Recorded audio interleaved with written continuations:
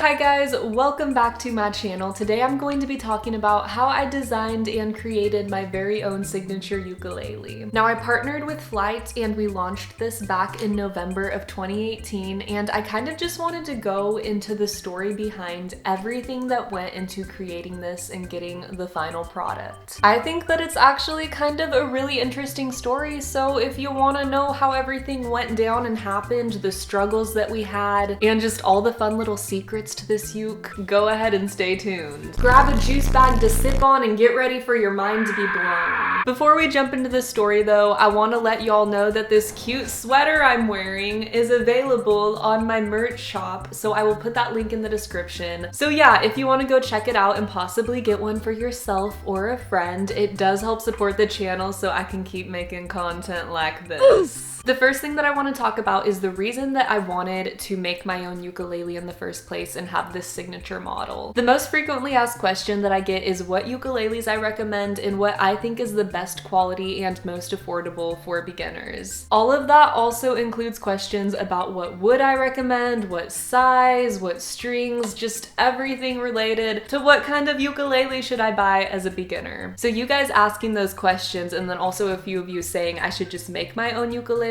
for y'all to buy so it takes out the guesswork and you don't have to keep looking for different models and wonder what you should get. That way I can give my personal recommendation. And I decided that that's actually a fantastic idea for me to make a ukulele that is everything that I want it to be and everything that I think you guys would want in it as well. So in August, I sent an email off to Flight asking if they would like to partner with me for this project because I really trust them as a brand, and all of their ukuleles that I had played in the past were super great quality, and I had been working with them for a year and been playing their ukes, and I just knew that they were the brand that I wanted to partner with just because I loved their ukes so much, and I knew that they would really help me out and do a fantastic job with making this dream become real.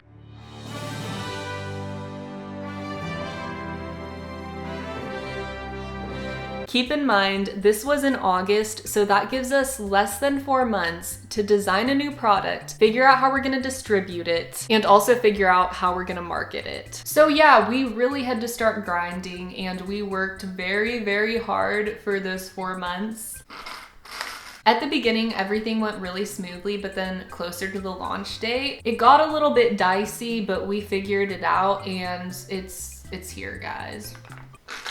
The very first thing I had to do was choose the type of uke that I wanted, and I went with mahogany wood because it's very classy, it's affordable, but it's also super nice quality. I love the way it looks. And the sound of the wood is just very warm and happy. I love it. There wasn't too much back and forth with that. I knew from the beginning I wanted mahogany, and then Flight asked me questions like what kind of headstock I wanted. I chose the crown one because I think it looks cooler than just the typical like cut across or curved headstock. They also asked me what kind of bridge I wanted. I had two options. I could either do the curved one or the straight one that you see on my ukuleles that are hanging up there. This was the only aspect of the uke that I wasn't 100% sure what I wanted. At first I thought I was gonna go with the straight bridge, but then I sent off an email saying I wanted the curved bridge, but then I second guessed it, and for the longest time I was kind of stressing out about it, like, do I want the straight one or do I want the curved one? I don't know what would look better on it. But then once they created the whole thing and sent me the sample to preview, I had no more doubts about it. I was absolutely in love. It was everything that I wanted. And the most exciting part is the design around the sound hole, the thing that just makes this ukulele really stand out. The original idea for this design was to try and make it resemble a sunflower because sunflowers are my favorite flower, and I was born in Kansas and that's the state flower. So I took out a good old piece of paper and a handy dandy pencil and sketched out some designs. That way Flight could get an idea of what I wanted it to look like. I'm not good at drawing things at all, and I didn't know that I was going to ever release these drawings to the internet, so that's why they're kind of really rough. But here are the very first designs that I sent over to Flight, and they fixed it up to create these beautiful masterpieces. Right when I saw these designs, I knew that the first one one was the one, and we all agreed on that. So as they were getting the sample created and sent out to me so I could approve it, we started working on the box that the ukulele would come in. We knew that a regular brown cardboard box was not going to do for me because I am so extremely extra. So Flight asked me what I wanted this box to look like, and immediately I said the box has to be all black, and we're gonna put blue, turquoise, and teal mandalas on it,